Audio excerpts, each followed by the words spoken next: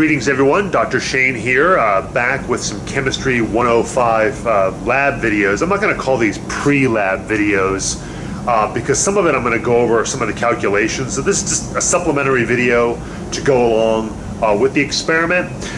So if you're pressed for time and you're like, okay, I just need to know this stuff now, the thing you want to be able to do is to do steps 1 through 3 on the procedure when you come in the room. So as soon as you arrive at your designated time, you want to do steps 1 through 3. So I'm going to focus on just steps 1 through 3, what to do, not explaining the background chemistry, just how do you set it up. And then I'm going to spend some more time on the video going through what's the purpose of the experiment. So this is called Lab 3, Recrystallization and Melting Point. So just make sure you have the right lab printed out, you're ready to go. So again, come in, do steps 1 through 3 right out of the gate, and let's start with that, and then we'll talk more about the lab later so you can watch parts of the video at your convenience. Okay, so let's get started. Okay folks, so there's the lab. I'm not going to worry about the big picture, what we're trying to accomplish and learn from this right now. Just want to go through the setup. So step 1. Heat approximately 150 milliliters of deionized water, plastic jugs, in a 250 milliliter beaker on a hot plate at setting. Okay, so we just want to heat up some deionized water. It doesn't have to be boiling, and about 150 mil. That's going to be plenty, and you don't have to use a graduated cylinder. So just you know, using that, and I have deionized water up here. I'm kind of slopping this procedure just to make the point today. And I'm probably not going to heat it up enough for the experiment. So it's not going to work right. And that's okay. Okay, the hot plates are over on the shelf on the side, and we will probably put those out for you. And make sure that you plug them in first. And when you do plug them in, make sure that they're off, both dials. You don't want the heat already cranked up when you plug it in. So make sure they're both off. And most of these, it's the right dial that's heat. The left side is the stirring function, which I don't think we've discussed yet. There's a magnetic stir bar. Don't worry about that. So turn it on. It says to, you know, setting 3 or 4. Okay, you probably won't pick it up like I did. So I'm going to probably turn this a little bit higher than that to get it going a little faster. Again, don't pick it up like I am. I just want this facing you. So make sure you're using the heat function and not the stirring function. And you want to get that going right away. Water actually can absorb a lot of heat before it gets hot. That's one of the reasons why it's so useful. But get that going right away so that we're not standing around waiting. Also, I'm a little cluttered up here. Then it says weigh approximately 3 to 5 grams of the mixture. Okay, we're going to talk more about this later.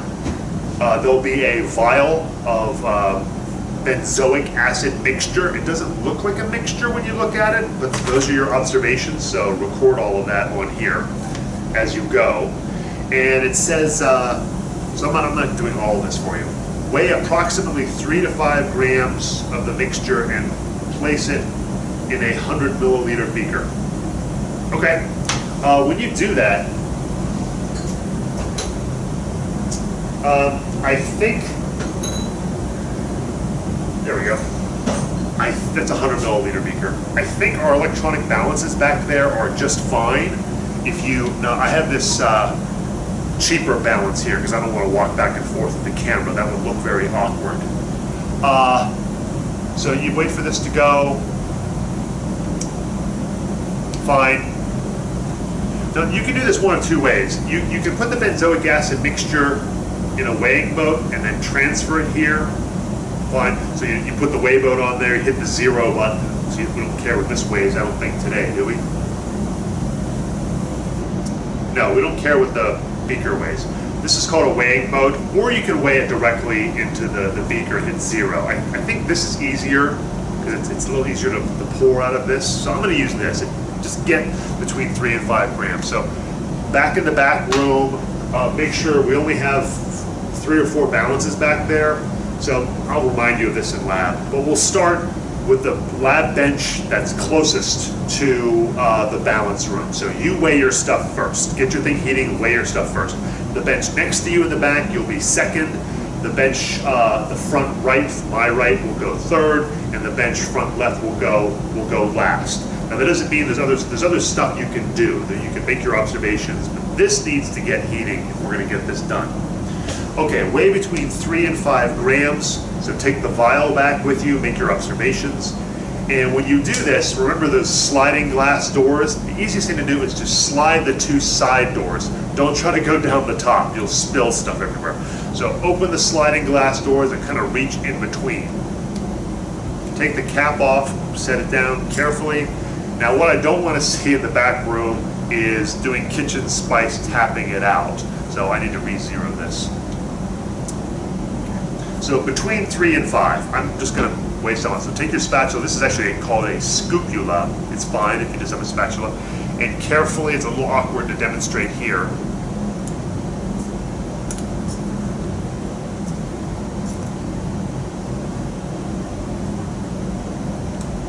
And I'm just going to go on the low end. Make sure you keep everything clean. Put the cap back on immediately so you don't spill it. And I'm not recording any data today. So you record all the digits that the electronic balance gives you. So we have that. I can turn this off now, or at least move it out of the way. And then what are we doing? Putting this into a 100 milliliter beaker. Interestingly enough, not all of that came out. So maybe measuring in the 100 milliliter beaker directly is actually better, assuming these beakers aren't too heavy for those. I just don't know.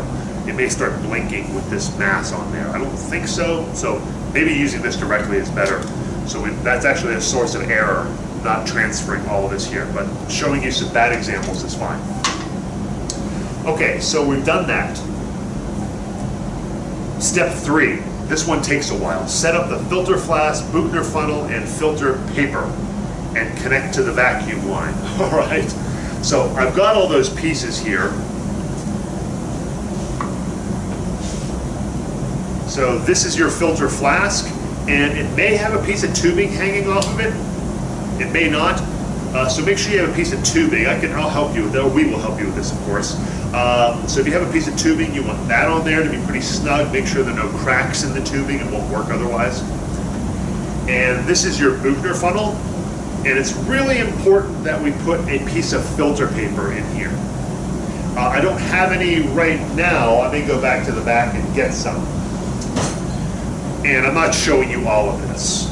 So what you have is there'll be a piece of filter paper that will go in here. Okay. These little holes, you want the filter paper to cover those holes. And I think you want to weigh the piece of filter paper, because that's what you're going to collect your final product on, which I'm getting to later. So you want to weigh that piece of filter paper, and that's fun. We'll have the filter paper somewhere, and I may run back and get it while the video goes. So there, so you want the Buchner funnel like that, and you want this sitting on top of that. Make sure that all fits together pretty well. And then, okay, there's a couple little nuances with this. When we hook up, I'm going to take that off. The funnel is the last thing I'm going to put on. You want to put this onto the vacuum line, which is the yellow dot. You can't see it with the camera, but there's gas, there's air, there's vacuum. So make sure that's on there, and you can actually test this out to make sure the vacuum works. I don't know if you can hear that. That's not being sucked. The vacuum creates back pressure, and now atmospheric pressure is rushing into the flask. That's what's going to make the filtration go a lot faster. And it works pretty well, so watch this. So that forms a pretty good seal. And actually, when you put this on top, it holds it in place, well, holds the plastic part pretty well. And it still forms a pretty good seal. Imagine how fast that's going to filter. Really fast. And then with the piece of filter paper there, it'll collect the solid. That's the point. So this is a purification technique called vacuum filtration. Something very important out of this one. Okay. The problem with this is this flask is really precarious, and it can tip and fall and break very easily. So I'm going to turn the vacuum off. this off and set it off to the side so it doesn't roll around. So this gets a little precarious. So what I'm going to do is, it's already falling over like this. I think it's a good idea to clamp it. So you find a ring stand, take the burette clamp off of it, and find one of these clamps. We may have to find some of these. I think you have these. So it's a large 3-prong clamp, and well, I was going to show you. So it's got the part that goes onto the clamp and the ring stand and the clamp itself. So just take a few minutes, clamp it there nice and tight. This slides over the top. You'll see this. Clamp that nice and tight. You can kind of turn this. Careful not to knock anything around. And you want to clamp this. The fastest way is kind of squeeze them together and then turn the screws on both sides.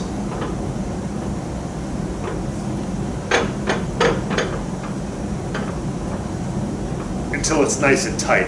And it's probably best to have this lowered so that it's sitting on the bench or close to it and not hanging out in midair, just in case it falls.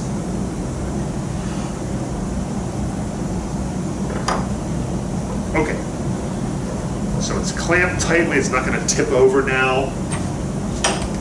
We can put this on there, get it a little closer to the vacuum. Okay, so that's what you want to assemble with that part. If you want to make a picture of that in your lab notebook, if you're listening to this early enough so you can see it, this will likely be set up when you get in here, and just double check to make sure it's still working.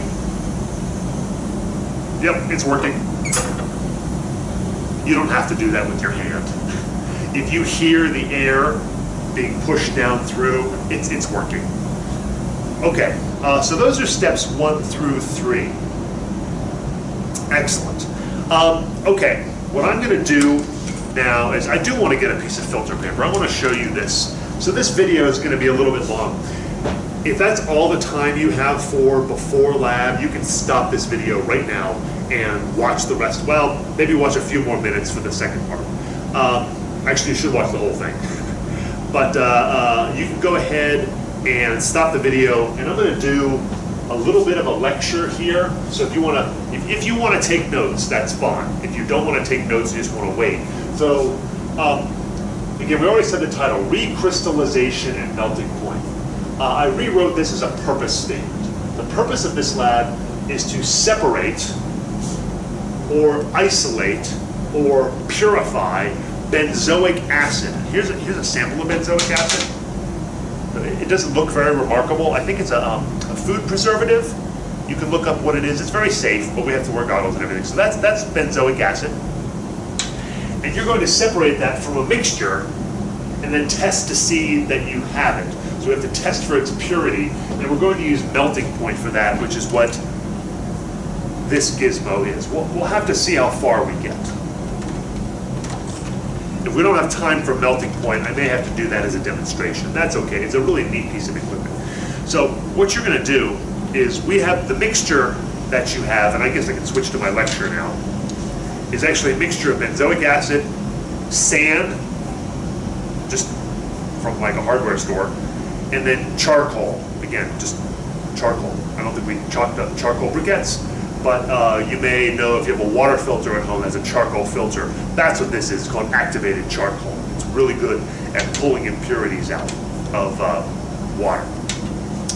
Okay, and also this is going to give me time for this to heat up, and that's actually pretty close. So I may finish the pre-lab video here, and then for procedure, and then do the theory. So set this up in your notes. I'm going to go see if I can get a piece of filter paper. That's one thing I forgot to get. So sit tight. Sorry again for my amateur video.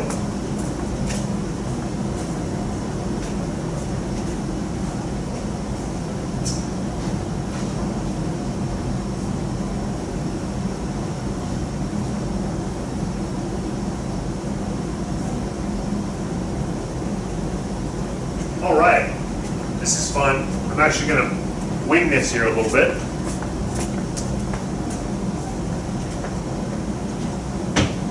This is perfect because now the water is going to be hot enough for me to do this experiment. And that actually water is hot enough right now. So I'm going to turn this off. And this is obviously not the filter paper we're going to give you. This is way too big and it doesn't fit in there. So just to make the point, so you want the filter paper to fit over all those little holes. We'll have something better for you, so you're not sitting around waiting, because I don't know where the filter paper is. I didn't really prepare this video very well. I am just going to cut this out. Now you're going to weigh that, so we'll have filter paper about this size. It'll actually be a better circle than this. Okay, so you want to weigh that, because that's what we're going to collect, hopefully, pure benzoic acid on later. So I'll put that in there. It's actually not very good. It's not perfect. But that's okay. It'll make the point. There's some experimental errors here. It's helpful, before you start the experiment, to wet this filter paper so that it kind of sticks to the bottom. If you pour something in and the solid material goes under the filter paper, it'll get all caught up, and that's a source of error. So you want to maybe take a little bit of water, a little bit of warm water is okay. You can turn the filter paper on. Also, if you handle this beaker carefully at the top, it should be warm enough. So as long as you don't boil the water, you should be okay handling this with your hand. And I'm just going to pour a little bit of, and also that tests that the filter's working. I don't know if you can see that. That water goes right through there. So it works. Okay, some vocabulary. The stuff that comes through the filter, the liquid, is called the filtrate. What the solid material that collects on the top is called, well, the solid, but it's also sometimes called the precipitate. So filtrate down here, precipitate or solid up here. We want the solid. We don't really care too much about this right now. That's a little tricky. We're going to get to that. Okay. So where are we? Awesome. Okay, I am now on steps, let's see, so we've got steps 1 through 3. Add 50 milliliters of hot water to the mixture. Okay, and stir it to get it to dissolve. I'm going to skip that part, so we're going to add the hot water to this. It needs to be approximate, so 50 milliliters is about here. The beaker is fine. We don't have to use a graduated cylinder. So you pour 50 mils, and then you want to stir this really well. What are we doing here? I'll get to that, but benzoic acid, this is actually really important. I shouldn't stop this. Benzoic acid dissolves in water, warm water. Charcoal, you probably know, doesn't dissolve in water. Sand, as you know, doesn't dissolve in water. So the benzoic acid does dissolve. So this first step, the charcoal and the sand will be on the top, and the benzoic acid will come through the bottom. Here's the trick. This is really important. So you add the water, stir it. You don't want to let it cool too much. You want to filter pretty quickly so that the benzoic acid comes down through here. And also, you don't want to put too much water on top here, because we want to minimize the amount of water we have down here. We'll go through that again. So let me demonstrate this. So number 4, immediately turn on the vacuum and pour hot water into the funnel. Oh, okay, that's right. Yeah, all right. Here's the sequence of events. Steps 4, 5, and 6. Okay, here we go. So we pour some water in here.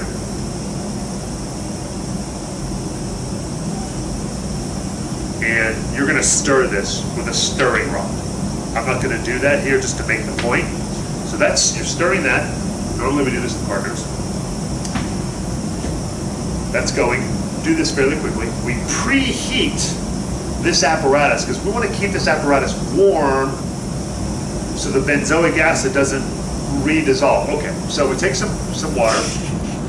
We pour it through here. This kind of heats up everything. But then what you want to quickly do, keep it warm, take this out, And then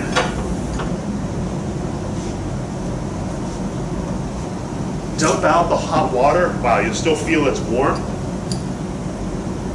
Get this back. Put this back. And now, so this is all a little warm, hopefully. And now we pour this mixture through the top.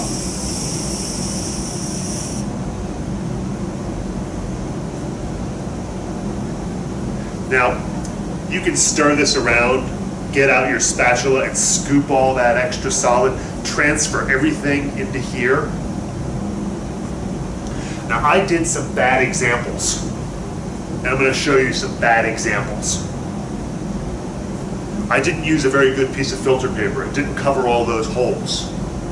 You may be able to see this.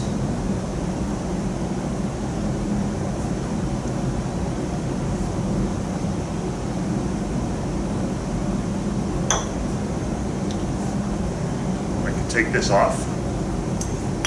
Now this should be, I don't know if you can see that, it doesn't really look very different. That should be charcoal and sand, because it didn't dissolve. Hopefully that's what that is. Okay, and I think you make some observations about that. I'm not reading the whole procedure to you. Now, I'm going to detach this so it doesn't fall. That is not very good. That filtrate, the filtrates down here, should not have any charcoal in it. It should be very, very clear looking. So this is a bad example. That's okay for demonstration purposes. That means that the filter paper was not on the bottom of the funnel very well. So we got a bunch of charcoal in there. Now, if you do this in lab, is that really a problem? Well, not really. We could just refilter it. Clean out the funnel, just clean it out, throw the excess away. That can just be put in the trash, the charcoal and the sand. Clean out the funnel, put another piece of filter paper in there, pour this into a funnel somewhere or into another beaker and refilter it. That's okay. I'm not going to do that now. But what you also see in there, you may see it, is some white solid starting to form. Again, this is going to be a terrible example today of what to do.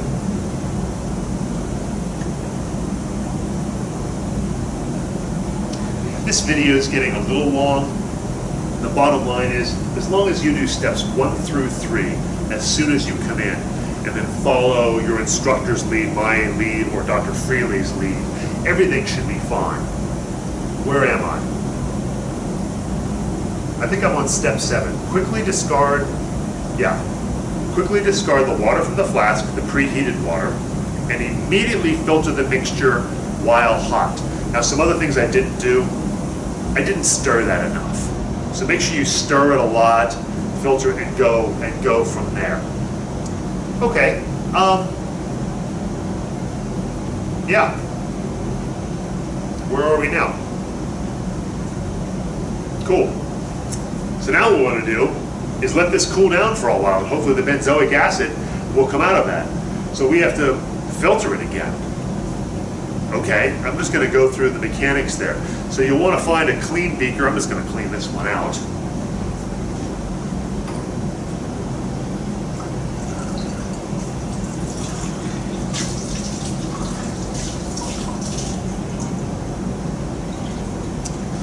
And clean it, dry it, all that good stuff.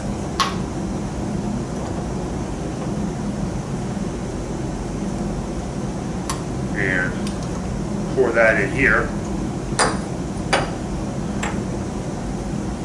Hard to tell, but there should be some benzoic acid floating in there. This is, again, I keep saying it, I'm sorry, terrible example.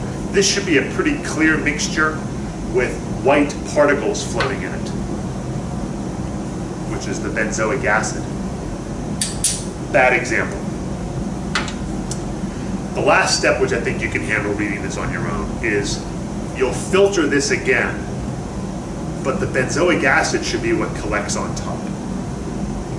So what you'll do, so now this is here, and this, you don't have to do this quickly at all. In fact, this can be done, it's better if you let this cool down. So set that aside, That's your benzoic acid mixture floating around in there. Set this up again.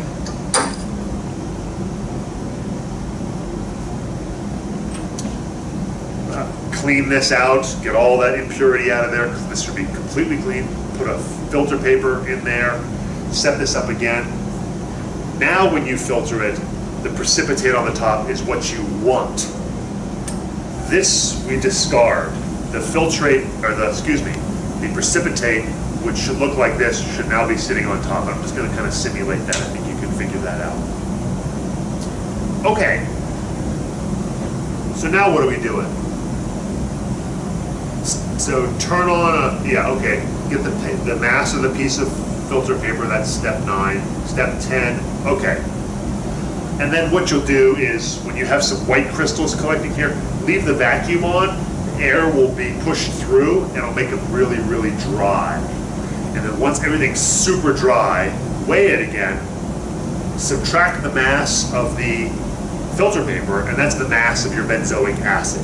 And you're going to write down all of that on here. Okay,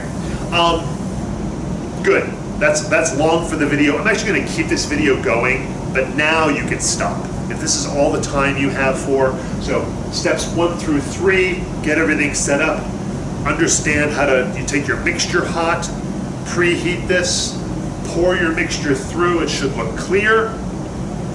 Take the clear, put it into another beaker, clean all that out, collect the white crystals. That's your benzoic acid. That's the basics of the procedure, and make sure you're ready to do that when you come in. You can stop the video now. I'm going to go through a couple of other things and briefly mention melting point, because I'm not sure we're going to get to that in the lab. Judging from how long it took me to do all of this, we may only do that first step and stop there and do melting point as a demonstration, but that's to be announced. Okay, so briefly, just to give you a little bit of background, and I think I'm going to go through some calculations here. So you know, I think from lecture, that matter is either a pure substance or it's a mixture. A pure substance is an element on the periodic table or a compound, and mixtures are either homogeneous or heterogeneous, and I think you've done that. So an element in this example is carbon. Charcoal is pretty much solid carbon. There are different forms of carbon, but it's pretty much solid. So that'd be an example of an element. A compound in this, or actually two. Benzoic acid is a compound. You can look that up. Sand is also an interesting compound. It's silicon dioxide. It's a polymer, actually. It's silicon, oxygen, silicon, oxygen, silicon, oxygen goes out. So those are two examples of compounds. Homogeneous and heterogeneous mixtures, you have lots of examples here. This terrible example of benzoic acid, yeah, I see a bunch of benzoic acid down there, but guess what? It's covered in charcoal, so it's impure. It's not even close. That would be a good example of a heterogeneous mixture, because I can see different components. They're solid at the bottom, the water's really cloudy.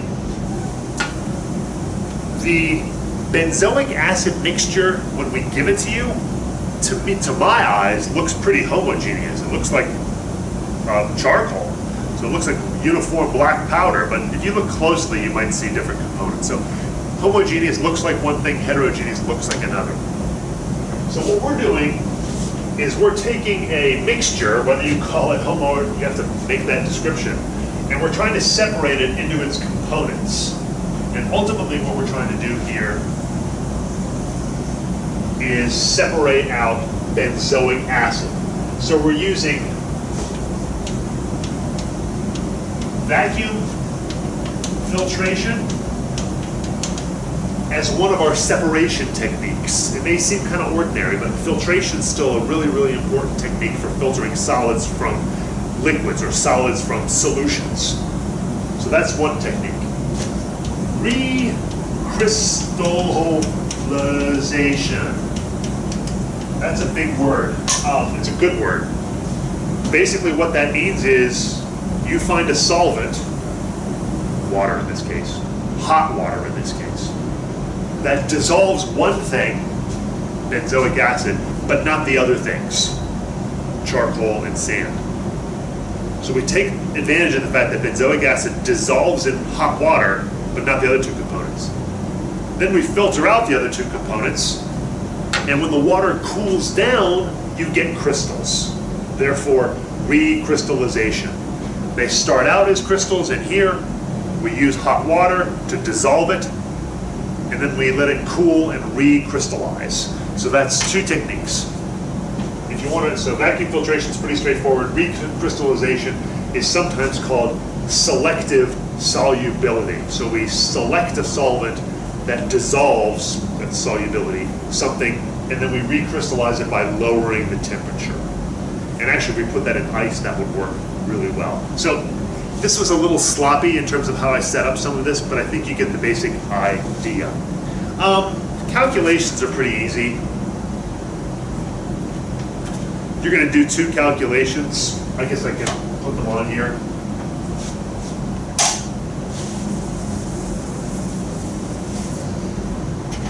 So the melting point of benzoic acid is given to you is 122.4 degrees Celsius. So if we get a melting point, if we get it, you're going to calculate a percent air. So I think you know how to do that. You take your value minus the experimental value. So, well, I'm sorry, not minus. So your value is the experimental value minus the theoretical value, which is that, divided by the theoretical, which is that, times 100. Make sure it's out of something. So I think you know how to do that. You're also going to do something called percent recovery, which is the mass of benzoic acid that you ultimately weigh out at the end, divided by the mass of the total sample at the beginning, and that's the approximately 3 to 5 grams. Oops, times 100. So that's basically a measure by percent how much benzoic acid is in here, percent recovery. And I think that's it. Yeah, then you've got a bunch of questions to answer based on that, which is okay. I don't think you'll have too much trouble with that. I'm going to show you melting point. I don't think we're going to get to this based on how long I'm taking here. So I'm going to move this out of the way.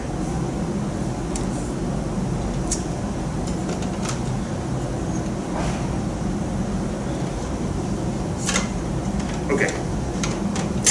This is a melting point apparatus. This is nothing but a thermometer. So you can turn that on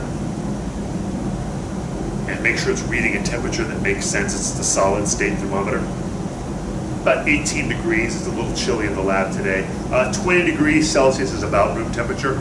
So turn that off. It's battery powered. And that slides in there. The melting point apparatus goes from 0 to 10. I guess you can see all that. It's not a very good video. Well, place to make it. So make sure it's turned to 0 and that the dial is off. So there's on off, and I didn't even plug it in yet, which is fine. Melting point apparatus, the key is it's really hard to see it. I may actually come down and demonstrate it to you. What you want to do is the solid benzoic acid that you get, which should look like white crystals, you want to put a really small sample in here and see how long it takes to melt. Now we already know that it should be around 120 degrees Celsius. The thing is, how do you get a sample of benzoic acid or from your filter paper into here? Well, that's what I want to show you. And I do want to show you this. These are these little glass tubes called capillary tubes.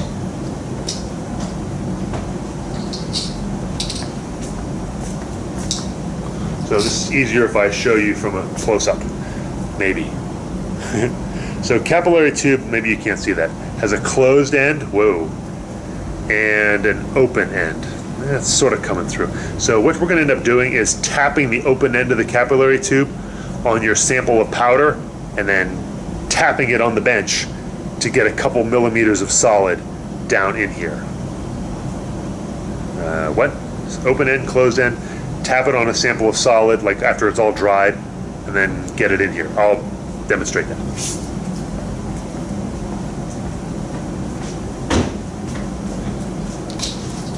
And then put this cap back on. So much for this being a short video.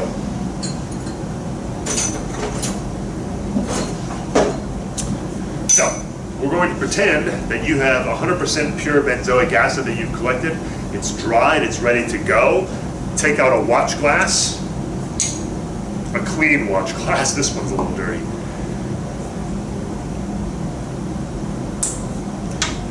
And we'll pretend that that's how much benzoic acid you collected. You should get more than that. Then what you want to do is take the open end of the capillary, you can't see it from there, and just kind of tap it on your solid. This is after you've weighed it, by the way. And you may notice, I'm going to try to reach, there's a little bit of benzoic acid stuffed in the top. You want to tap it on the lab bench to get it down into the bottom. So tap it, tap it, tap it, tap it. And you only need a little bit.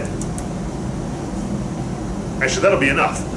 I don't know if you can see, there's a little bit of benzoic acid in the bottom. Some of it stays stuck at the top, that's okay. It doesn't matter. As long as you have a little bit of benzoic acid in there, you're good to go. Now what you do, this is going to be impossible for you to see on the video.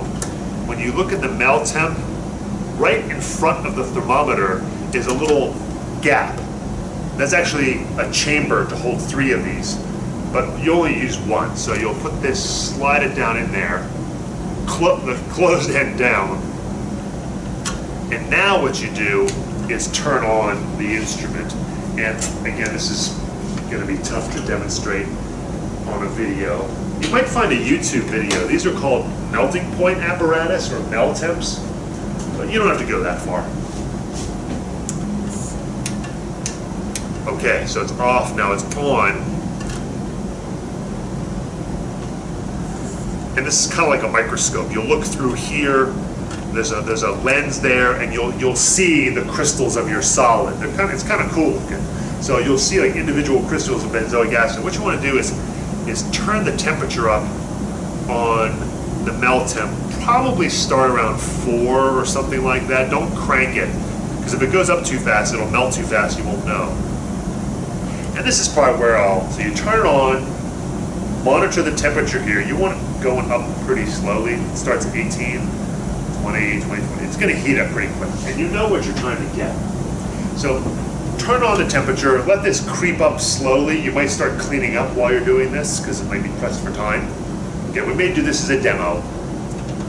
And then what you'll do, it's really cool, I hope we get to this, when you start to get close to this temperature, maybe when you get around 100 degrees Celsius, really pay attention. You'll start to see like one crystal will look like it liquefies, just kind of turns into a drop. Write that temperature down. When the last crystal turns into a drop and it's all been melted, it's all now solid to liquid melting, then record that temperature. When did it start melting? When did it stop melting? That's called the melting point range. It's not a point, it's a melting point range. When you see a melting point like this reported, that's the average, where it starts and where it stops. So write down the range if we get to it again. And that's what we'll end for today. So a lot to do, maybe a little ambitious for 75 minutes, but we'll still make the point. This is reinforcing the basic concepts of matter. Again, bottom line, if this is a long video, come in, do steps 1 through 3. Everything else is a detail for the lab itself. We'll see you in lab.